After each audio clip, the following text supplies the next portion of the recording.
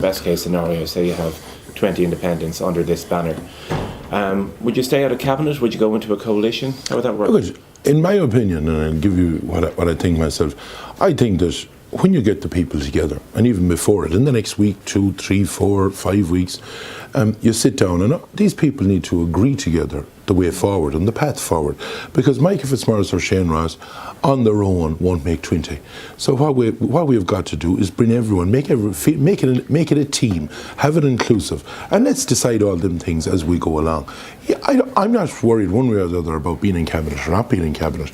That's not what I'm in politics for. I'm in politics to try and contribute and make Ireland a better place. But I suppose from your point of view, would you see the group as being a loose group that could maybe prop up a minority government, staying outside cabinet and having influence, or more a formalised party with cabinet positions? Look, the first thing you have to do is listen to the people that's involved in it. And well, what would you prefer? What would I prefer? I'd be very easy. I don't mind whether we had influence on government and was supporting the government.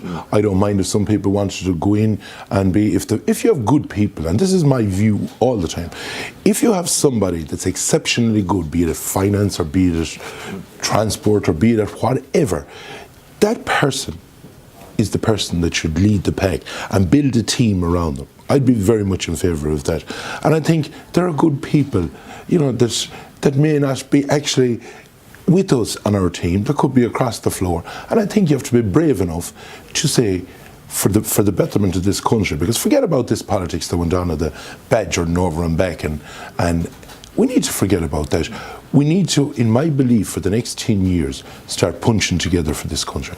I suppose the last couple of weeks you've been talking, I suppose, sort of like a manager, you're talking about being very open to getting people on board, getting a team together. You're not ruling many things in or out. But just from your own point of view, if you were to get into a position of influence/power in the next government, what's the number one practical priority for you? Well, obviously, the number one thing is to bring the 250,000 kids and get employment going. Health is a major problem as well. Get them social housing. These are just 3 or 4 a specific single priority.